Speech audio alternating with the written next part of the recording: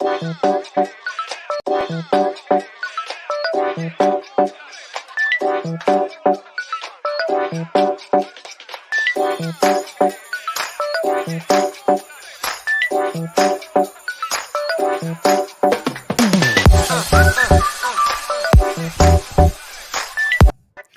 Friday, Pat. Hey, Rick, how you doing, buddy?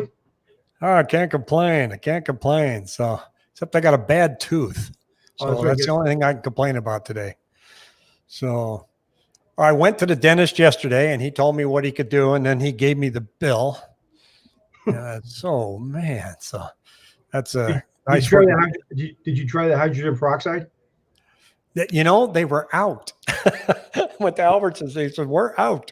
Because it's a new cleaner that I don't know. People must be using it. But hey, welcome to our millions and millions of viewers. Yep. And we got one viewer that called me, sent me a message this week, and he said, he wanted to know if he could advertise on our channel. And I said, well, I don't have, the way YouTube runs ads, if you're monetized, they'll just put ads in front of your channel that they think people will be interested in. So I have no control over that. But I said, hey, I'll tell you what, I'll give you a shout out. And what I'll do is I'm going to put he's got a cool little business. It's called Too Pooped to Scoop. They just moved here in Arizona. So for like $12 a month or a week, 12, let's see, what is it? They scoop up your dog poop once a week. Dog poop, not human poop. And for $12 a month. And depending on how many dogs you got. So I'm going to put the link in the comment section for people.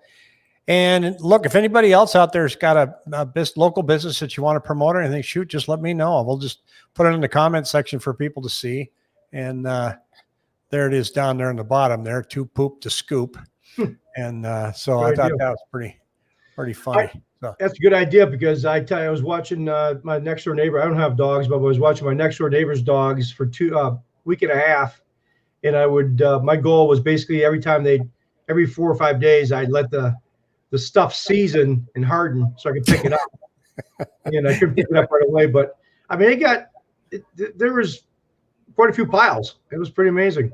Yeah, that can get out of hand. So I'll let everybody know what the purpose of the channel is here is we're no smarter than anybody else when it comes to predicting what's going to happen with real estate.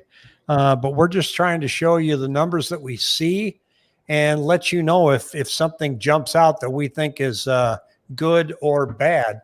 Because we've been tracking the numbers for about, I'd say, 19 weeks now.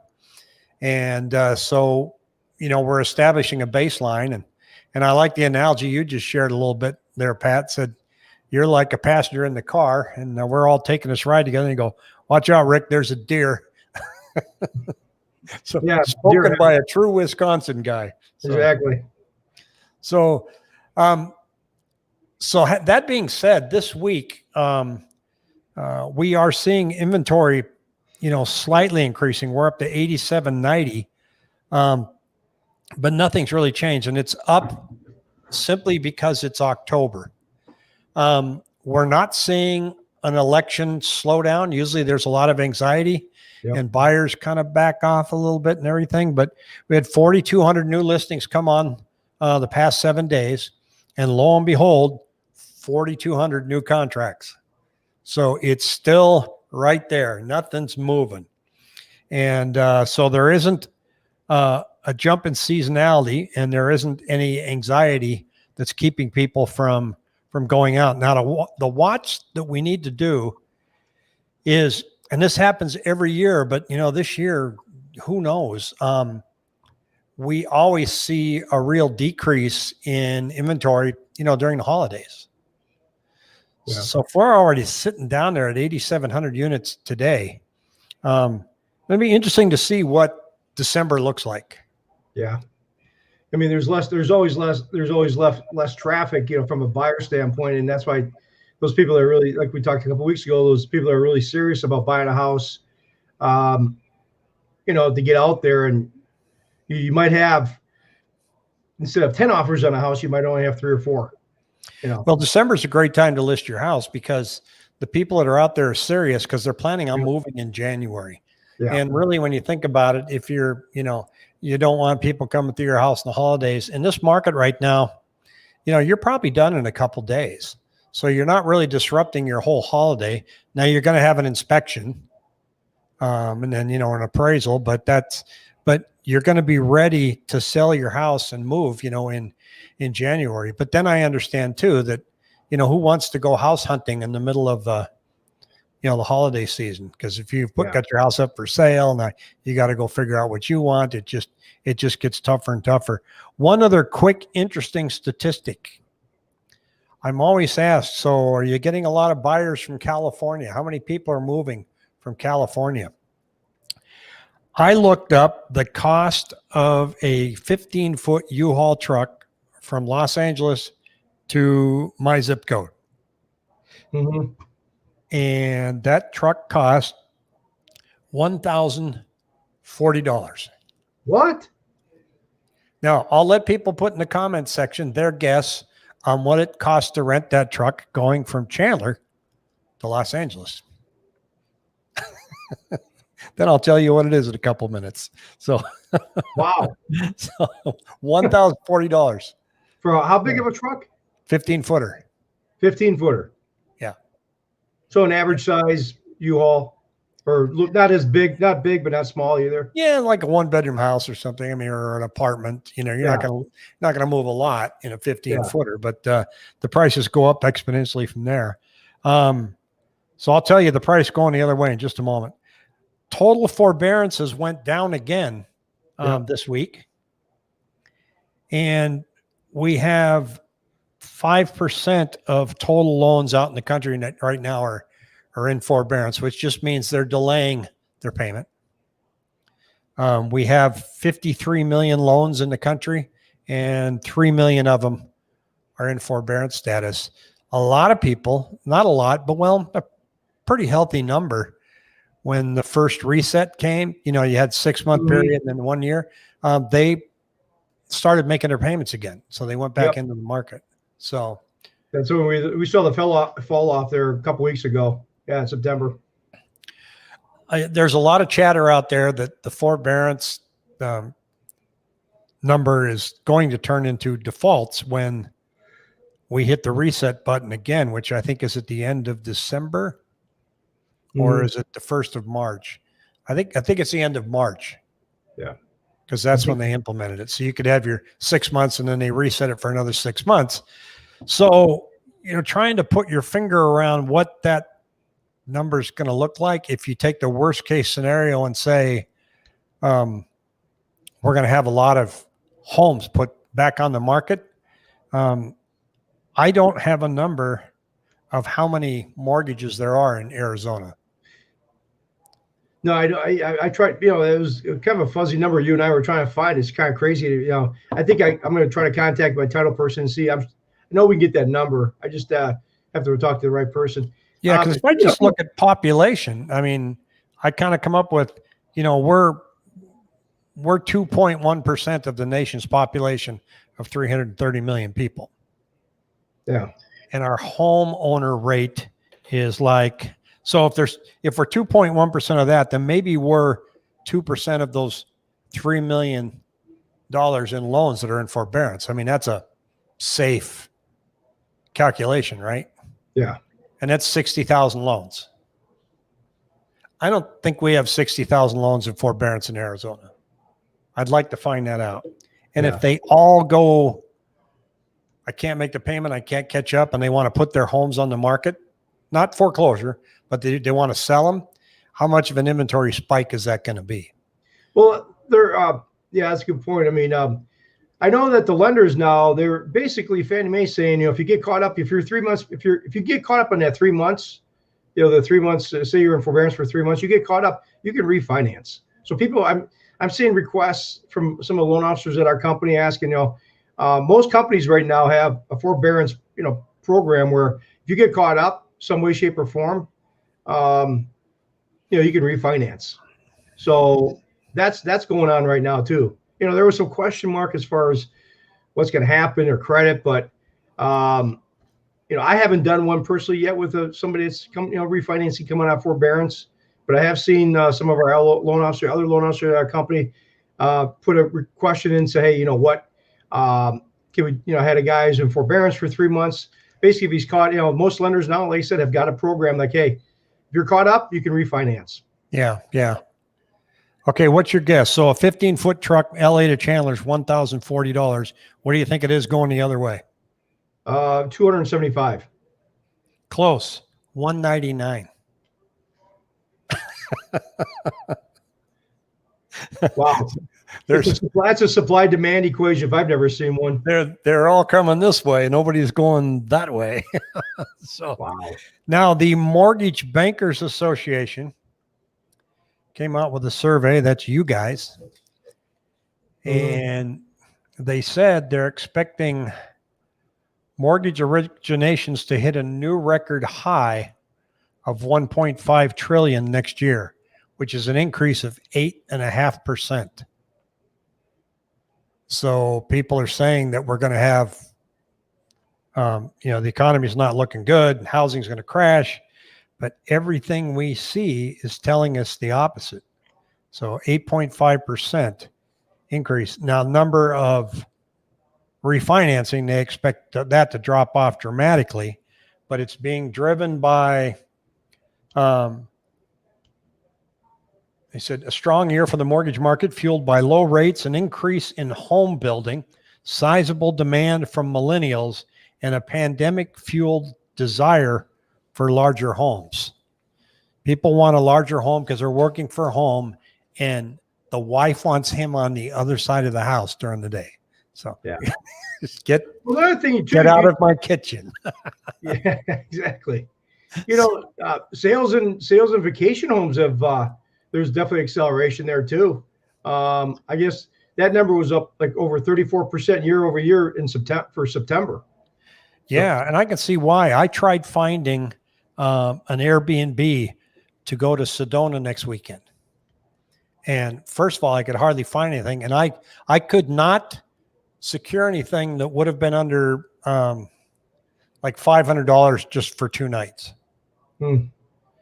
And, you know, because Sedona is very popular in October, and even Flagstaff. I eventually found something in Flagstaff, kind of a neat little place downtown, but it took forever. So I think, you know, people are looking at that and going, let's just bite the bullet and get a second home, you know, especially here in Arizona. Now, if you've just moved to Arizona, you're going to see something that we claim, but we're famous for here.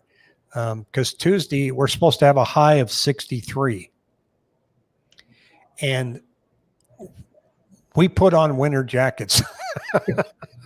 Yeah, that's cold. It's supposed to be like 45 at night. Yeah. I sat in the parking lot at Target once, and I called my brother. I said, I sent him a picture. I go, look at this. It's 70 degrees, and a guy's wearing a down jacket, and you can tell the locals from the guys that just moved here from Minnesota. Oh, the locals are all wearing stocking caps, down jackets, and the Minnesota guys are still wearing shorts and flip-flops. Yep. No doubt about that. What I understand is our blood vessels move to the outer edge of the skin to insulate us when we're really hot. And so as soon as it gets cold, we're freezing because our blood vessels are right there.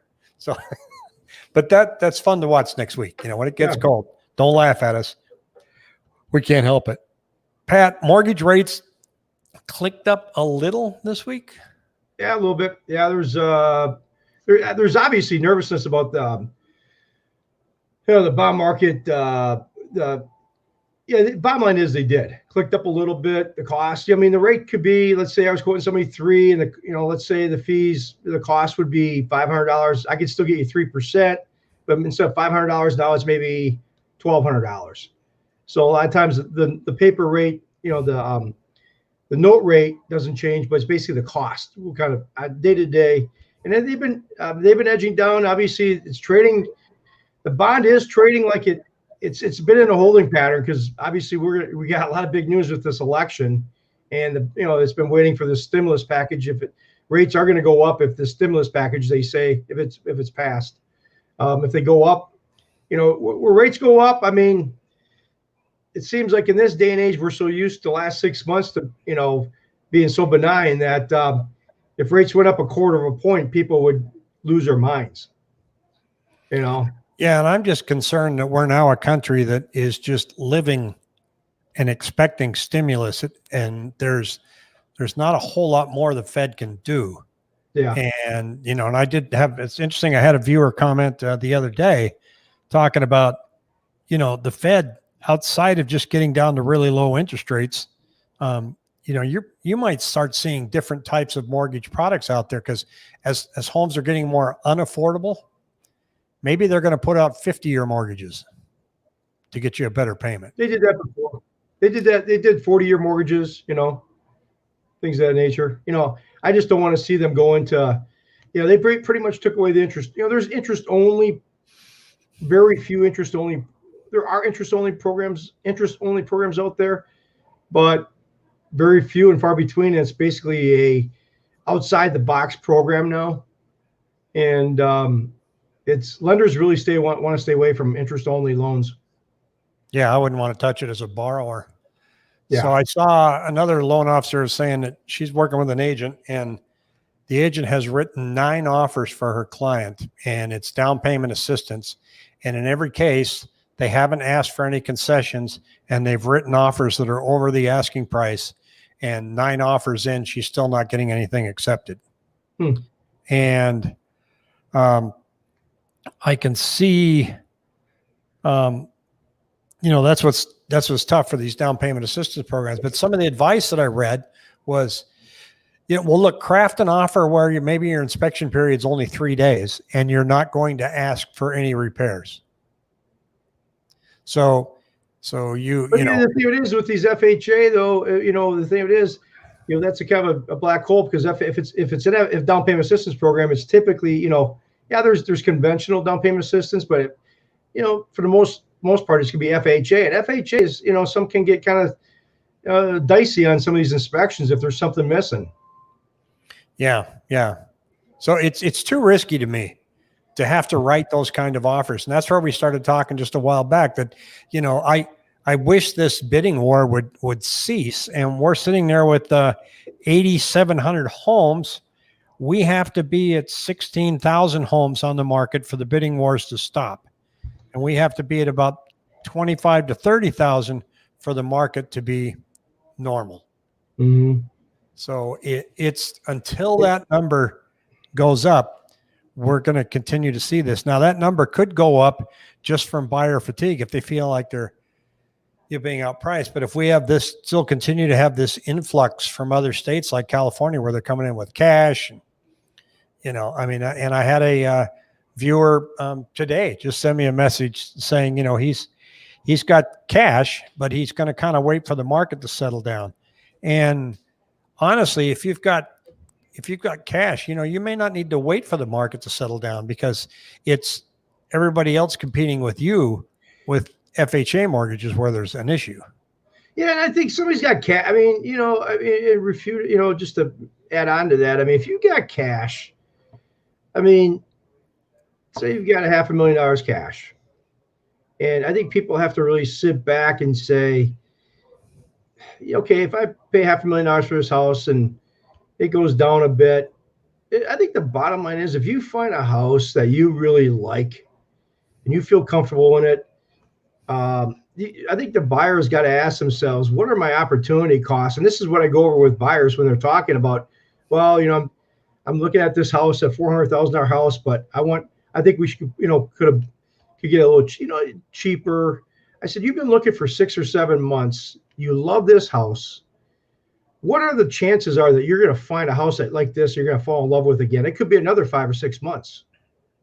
And what is the opportunity cost for you to miss out on that house? If you're going to be there for several years, it sounds kind of flippant, but we probably are going to see a down market down the road, and you can't guarantee it. You've got to position yourself, buy something that you like, that you feel comfortable with, that you're going to be living in a long time. And quite honestly, it's like buying like Apple stock at, back years ago. Oh, you bought it at 20, but it went down to 10 before it went to 300. So yeah, this market's going to stop. It's not going to continue like it is. We just don't know how hard it's going to stop and when it's going to stop. But it can't continue at the rate it's going. But it may just be stabilization instead of a crash. But it all depends on the credit markets. Yeah, I see that more stabilization more than anything. I mean, if something's not going up 10%, it's only going up 2%, it's going to feel like a downturn. Well, I remember in 2000, I think it was 14, I was helping a young couple get a house, and the wife wanted us to pull the seller down another $5,000. And we had already beat the seller up pretty bad. I mean, we got, like new roof. I mean, you name it. We had really gone to pull his price down. And she wanted to know if, can we get another 5 off of him? And I said, well, can I ask you why? Well, I just think we could. And I said, okay, so I'm going to ask you a question. I go, but I'm going to start by saying, no, I don't think we can get him down another 5 because we beat him up, but I'll try if you want me to. But here's my question. If we get this home $5,000 less than where we're at right now, and the market goes down 10% next year, how much of an impact is that $5,000? And her husband said, well, we'd be totally upside down. We'd be screwed. I said, okay. If the market goes up 25% in the next 2 years, how much of an impact is that 5,000? He goes, not at all. We'd be very happy. Now they bought that home for $245,000 and it's now worth $550,000. And I still tease them about that $5,000. It's funny you said that.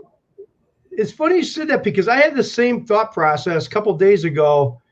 This is full disclosure. I was in the shower just thinking about that. I was, for some reason, I don't know why I was showering and thinking about that, but I was just thinking about different people that maybe missed out on this. Can you imagine how many people missed out on the market the last 2, 3, 4 years? That, let's say 3 years ago, that's exact. You nailed the example. Like, house was listed for say 300, and the husband and wife thought, well, let's lowball, because back 3, 4 years ago, obviously wasn't as busy. It was back in 2018. When the rates went up a little bit, it slowed down. You had a $300,000 house that they said, well, let's put a bid in for $295. Now that $300,000 house is worth $425. That's what I mean. You kind of lose the forest through the trees. Yeah, some people just put in a lower offer just to put in a lower offer. There really isn't any logical math reason behind it. Just like, I don't want to pay full retail. Well, somebody else does. Yeah. That goes back to what I said about, if you walk, I always tell people when you're buying a house, my advice to people, just as a mortgage guy, I said, you'll walk into a home and that home will talk to you and speak to you. You'll feel it within first 5 minutes. You don't have to be sold on the house at all. You're like, yep, this is the house. You can look around and say, I can do this, but you know what? Overall, you look over and you're like, this is it right here. Don't mess around. The video I put out yesterday was titled, "What Are My Fees?" Because I saw a video that another YouTuber put out, and people were just complaining about, their real estate agent, their buying agent, and they just, they don't show them the houses the way they think they should and stuff. And I said, we don't try to convince you to buy a house. We unlock the doors, and you don't pay us. We represent the buyer. We don't charge you. That money is paid to us from the person selling the home. It's called a buyer's, commission. And so, it's kind of an unusual way to do business, but that's the way it is. But when agents don't, the work really comes in after the contract is signed. You can haggle on price, and in this market, you're going to have to try some creative things to get it. And you're going to need your agent to do that, because you got to call the other agent, talk to them, find out what's going on, and bounce around a few ideas. But then we just walk you through the minefield of regulation. There's a lot of stuff that goes on in a house sale that can really get you in deep doo-doo. So our job when we go to show you the house is that when you're all, giddy about how the furniture looks and everything, but maybe, point out that that lot across the street is zoned industrial, and you might end up with another Intel plant there. or point out. I like to point out things that they need to be aware of. Yeah, you're really good at that. You're really good. I mean, that's the one you don't. The clients that you and I have worked with, they've always stressed that you're not a salesman. You're very good at pointing out just as many negatives as positives. I mean, I know you've steered people. You can tell when they're already looking at the positives, but you got to ground them. You got to ground their feet, because I know what it was like when I was looking in upstate New York when my wife and I were out there, and she would look at the strangest things. And I remember we went to this house, and she was kind of a little mini hoarder. I can say that now because we're not married, but she picked me up at work and we went to this place. She goes, "Oh, I just love this place. It's great. It's great." And we get in, and I could see why she liked it, because she liked like antique furniture, and it was just full of Northeastern antiques and pictures everywhere. And it's cluttered. I hated the house the second I moved in. And then we got outside and we started looking, and it's June.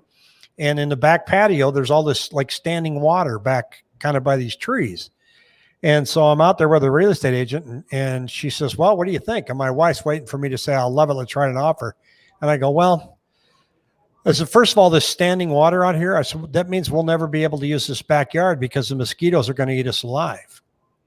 And I said, "And there's several leaks in the roof." And she goes, "Well, how do you know that?" And I said, "Well, while you were looking at the furniture, I was looking up. There's water stains all over inside there.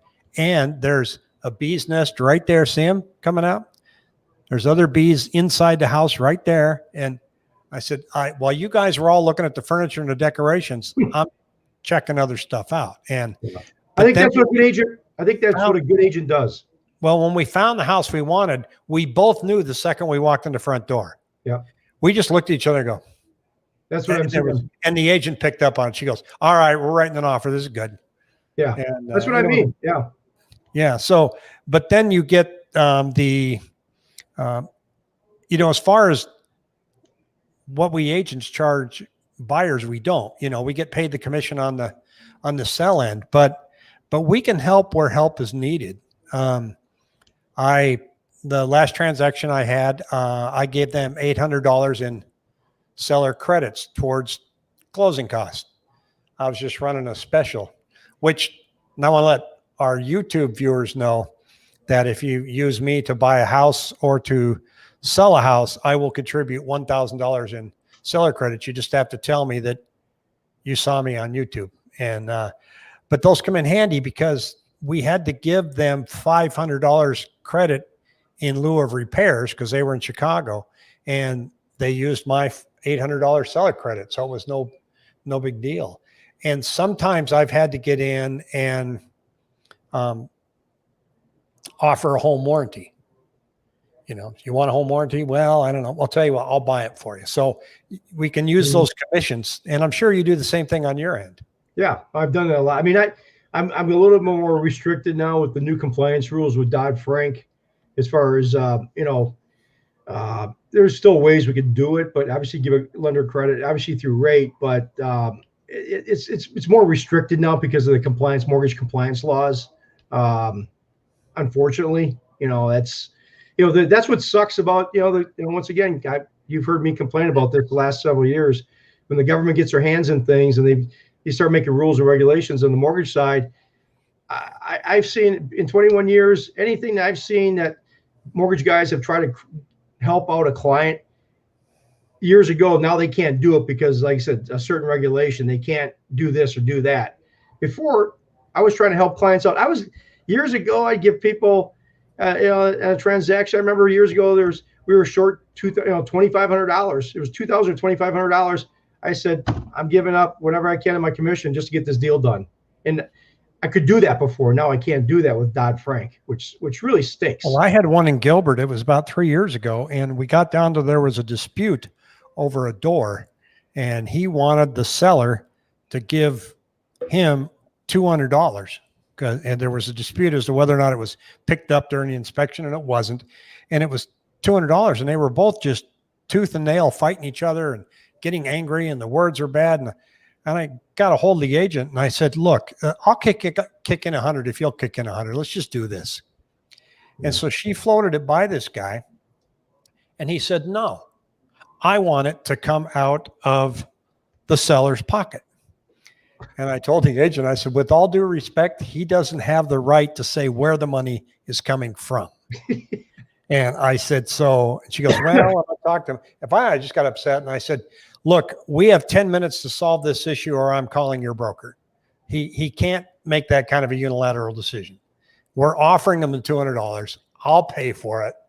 And the condo that I just closed on last week, we had a long list of repairs, but they were really tiny. But the buyer was a single mom and she didn't know how to fix anything. In fact, most of the repair items, I said, that's just a screwdriver. She says, well, she doesn't know how to do it. I said, well, we're going to credit you the repairs, and so we settled on $500, but I just took my toolkit and I went up there and went to work. I replaced the bathroom fan. They said the shower head was leaking. I just unscrewed it, put more plumbing tape on, put it back on. It's great. I was missing a bottom bolt on the sliding door. That was $12, got that fixed.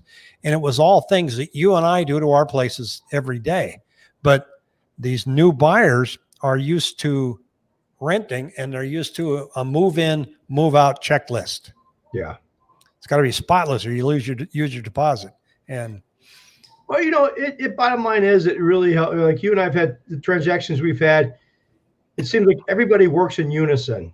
And if everybody's kind of working collectively toward the same goal, and if you got 5 people going the same goal and cooperating, it's going to go good. But if you have 4 people and you have the 5th person that's really causing waves, it just obviously is very tough. It's real estate is not complicated. People can make it complicated by losing the forest through the trees and some of these small little detailed things, like in your deals, what they're asking for. It's like, look at the big picture. Jesus yeah, the Gilbert home was multiple offers, and they picked this couple because they wrote them a nice flowery letter. Oh, our kids are going to go to school, and you just one of those little sappy letter stuff. We really want to sell these guys, and then they hated him. Oh, really? like how quickly that turned. That was the oh God, yeah, it's interesting. It was tough. So I don't expect anything this week. And next week is we vote in 11 days now? Is that yep. right? Yep. So and I'll be glad when we're done because people that are sitting back saying, well, I'm just waiting after the election are going to see once again that it's never had an impact on real estate. Yeah. Either up or down. Nothing. Well, you and I've got you. We've had the luxury now of the last, the viewers, the millions of people are watching us. Now we got a baseline for the last 7 months, because if somebody started tracking this number today, they have nothing to compare it to. We've been watching these numbers. We've got the luxury of watching these numbers for the last 7 months. If you started just watching numbers now and said, oh, there's 8,000 listings, you don't know what to compare that to. Yeah. Yeah. So I'm still just every day amazed at how it never changes. Just like there's just, okay, you're up to bat now. We put 4,200 homes on and we scoop up 4,200 homes. It's like they open up door and go next. Yeah, we opened up. Okay, we sold it. Next, please. Okay, we can't move off this baseline. It's like how what's this, Terry? What's he saying here? He goes, Rick, Aggie's called. Your burger's ready. Okay, that's that's an old one from hometown. So I'm waiting for a breakout, and every time I log in, I keep thinking I'm going to see something. And I saw the uptick 2 weeks ago, but it was just seasonal. Yeah. So I'm waiting for something to break out, and I don't see it. And rates have been, like you said, rates, I think, have been steady. So I'm nothing too much to report on my end. It's same old, but lenders are, still backed up. They're getting through their pile of loans that they're working on. So the thing to be careful with that I'd caution buyers right now is don't get caught up in FOMO, fear of missing out. So, I mean, we're in an up market, things are going crazy. And, and it's tough to win bids, but if you're positioned where you can do it and you're comfortable with the house, do it. But don't buy something because you think you're missing out and you're missing out on an opportunity to, because that's what happened last time. Oh, if I don't get in now, I'll never be able to get in. That's not going to happen. Yeah. And the people that bid way up in San Francisco right now are getting burned. And Southern California is starting to feel some pinches. But right here, the numbers speak for themselves. It's going crazy. We think it's going to be this way for another year. But if you can wait a year and a half, then wait. But I can't with any confidence tell you where we're going to be in a year and a half. I don't know. It's my first pandemic. Yeah. We've never had the word forbearance in our industry ever. Yeah. We have, but it's just not at this magnitude. Yeah, not on this scale. I mean, the terminology's been there, but we just don't know. And I think, there's smarter guys than me saying that things are going to fall flat on their face. And you hear the term, don't try to catch a falling knife. They wait till the knife hits the floor before they go and start scooping things up.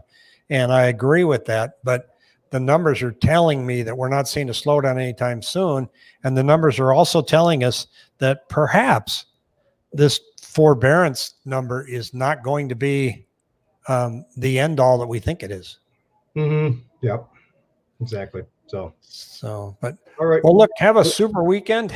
I am not doing too much, just kind of hanging out. And I thank our millions and millions of viewers. And sincerely, I really appreciate the people that come on and take the time to join our community and watch this and just, check in through the week. Input, we're just trying to speak from, we're just trying to not sell anything, just trying to give, maybe some data points and some information people might not hear on the news.